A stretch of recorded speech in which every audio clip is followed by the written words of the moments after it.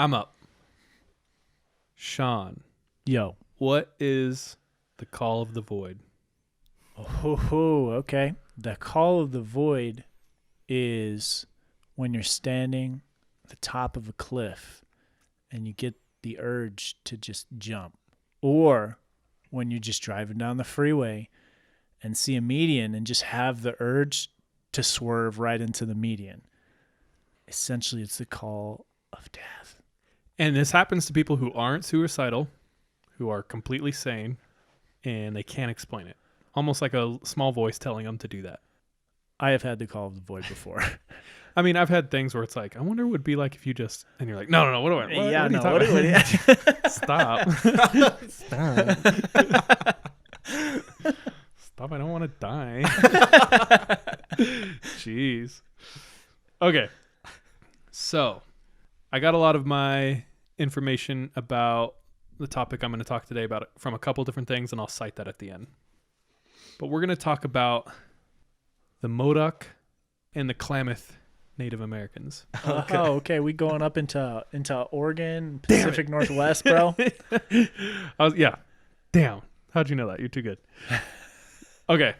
Over 7,000 years ago, there was a great battle between two gods. One was the god of the below, and one was the god of the above. The god of the above was named Skell, and he was god of everything light and beautiful. And there was another god named Lao, who was the god of everything dark and everything bad. Lao was a huge mountain, and he looked on the Klamath Native Americans and saw the daughter of the Klamath chief and fell in love with her. And he approached her, and she turned him down and shunned him because he was ugly and from the below. And this angered Lao so much that he vowed to destroy all the Klamath and Modoc people. So he started to rain down fire and ash over all the land. And so he would spew, the mountain started to spew ashes and literally blacked out the world for several days in fire and rock. Now the Klamath people and the Modoc people cried unto Skell to protect and save them. And he took pity on them.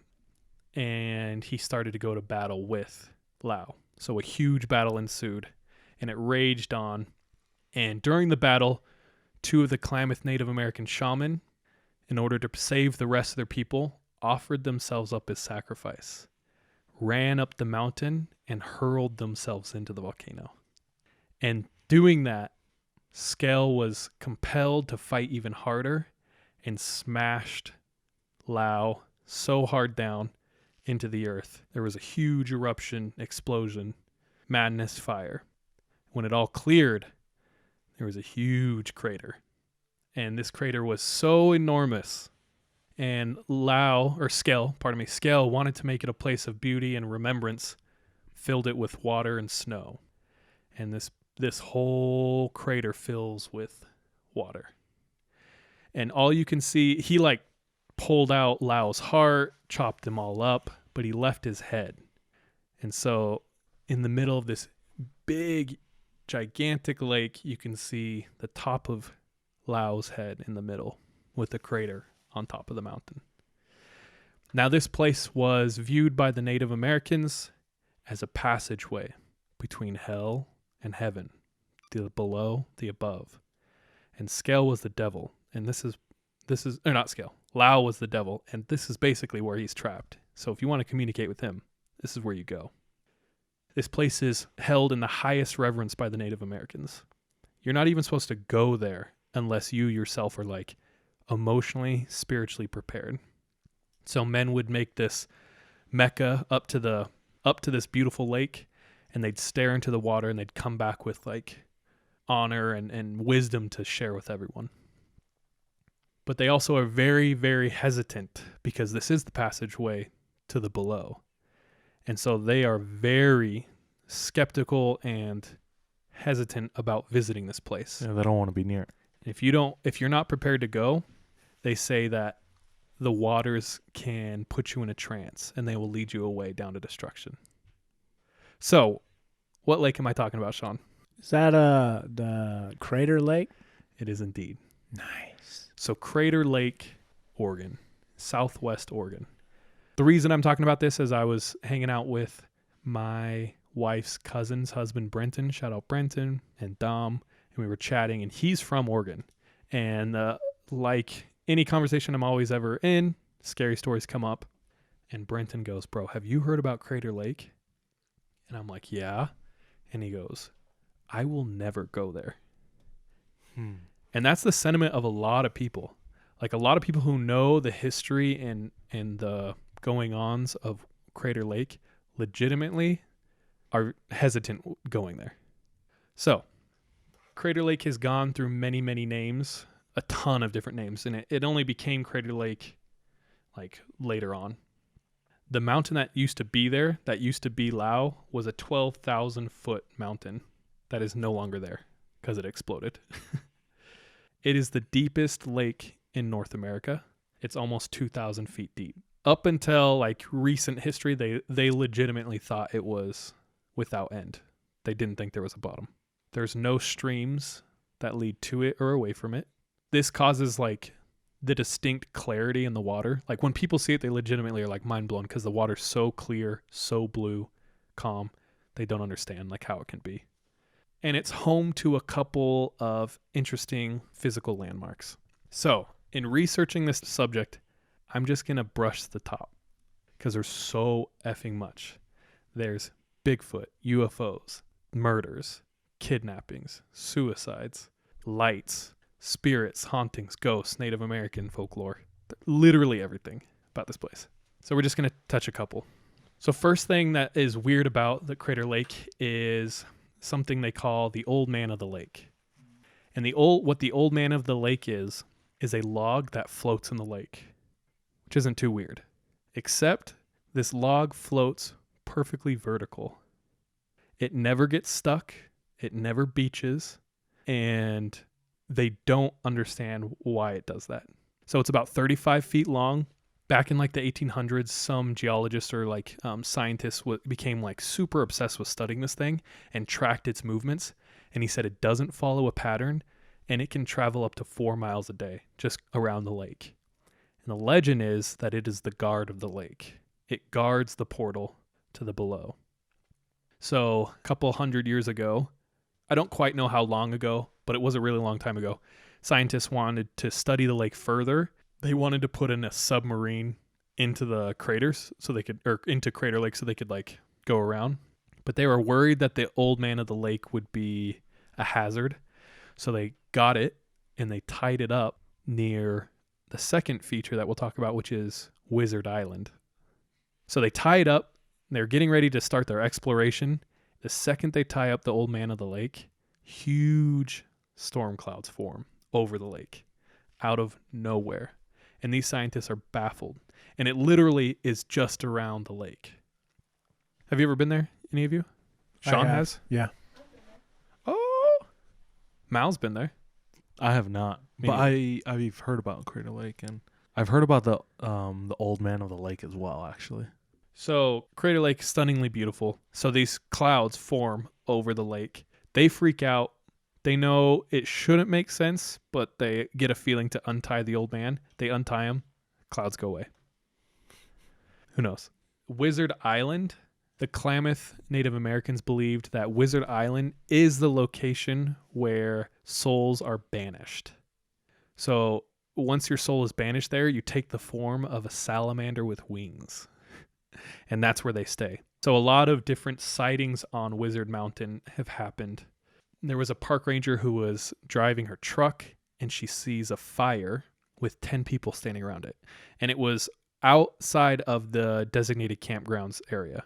So she pulls over, she can see the fire, parks her car, gets out of her car, starts walking towards these fires, and they're all gone.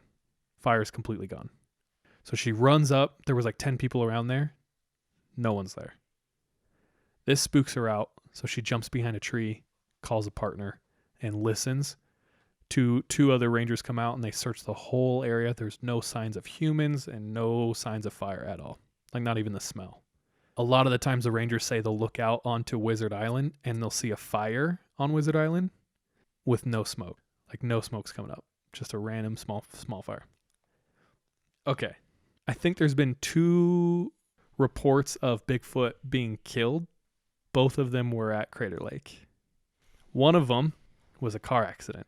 It was reported that the rangers had been chasing a large primate that smelt terrible, and it had gotten hit by a car, and that they had a body. But unknown government officials showed up and quickly took the body. So like that's one, it's like all cited. The other one, there was a large primate looking thing that gets hit by a train, but the guy conducting the train didn't report it for like a week because he was intoxicated at the time. So by the time they got back, the body was gone and been cleaned out by like animals and things. Okay. Those are all, there's like 1,000 weird things. People are legitimately afraid of this place. Like some people will not go there.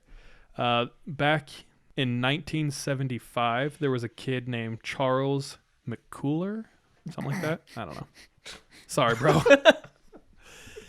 Anyway, he tells his parents, hey, he's an amateur photographer. So he's like, I'm going to go get these amazing shots. It's snowing, jumps in his car, heads over to Crater Lake. Never to be seen again. So they send people out to find him, can't find him. Very sad. A while later, hikers are hiking along a ridge and they look down into a valley and they see someone just like leaning against a tree. And they think it's weird. So they tell the rangers come back, they're looking down and they see this person leaning against a tree.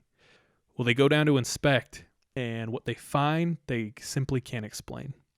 It's Charles's body, the photographer, except his clothes were set up in a way that it looked like he was there, except he was missing all of his body except for his feet. Those were the only body parts there. There was no skull, no bones, no blood, no flesh. Just his feet. Just his feet. And his clothes set up in a way that made it look like he was leaning against a tree. His camera was there.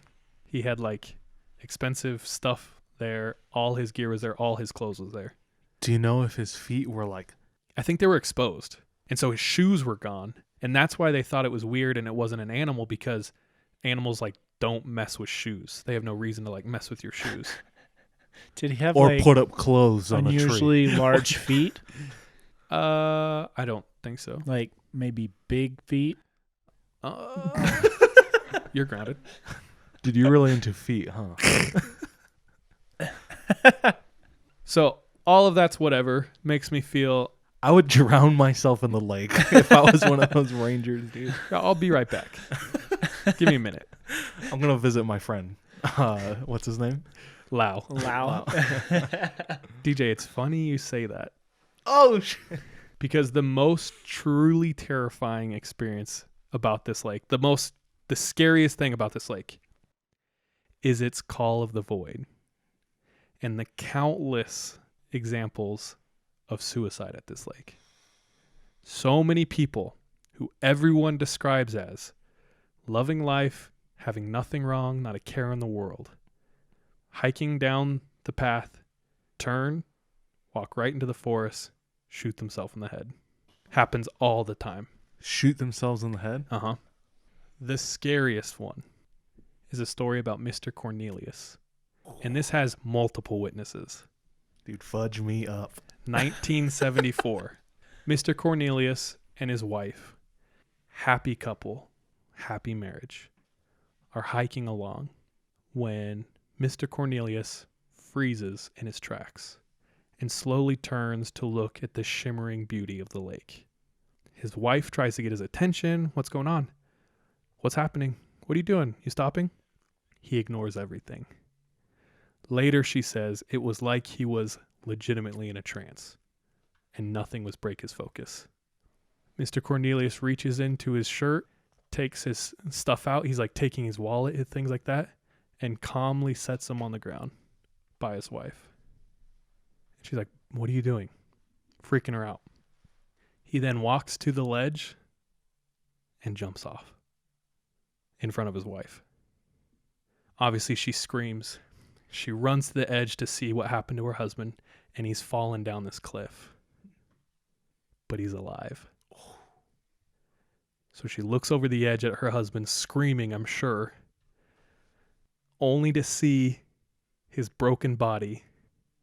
He's grabbing the ground and drags himself into the lake, where he drowns.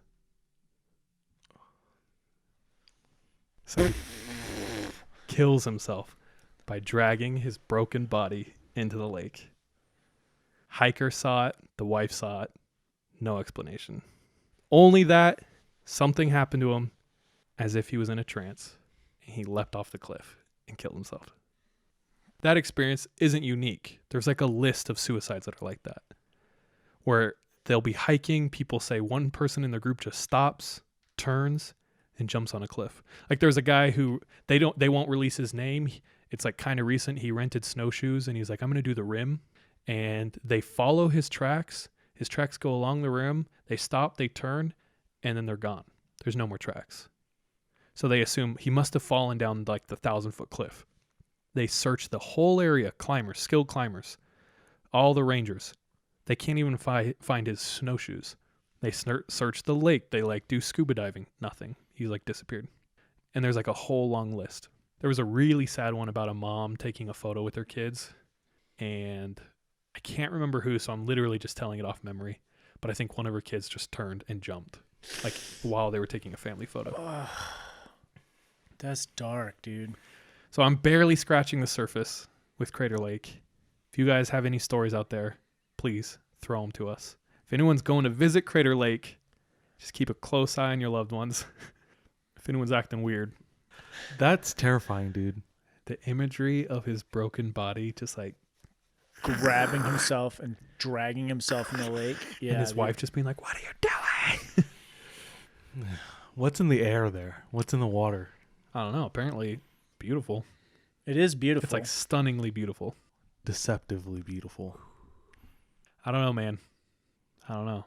But there are some people who like won't go there. They're like, nope, I refuse. It's just one of those places. Dude, hearing that sometimes is almost enough.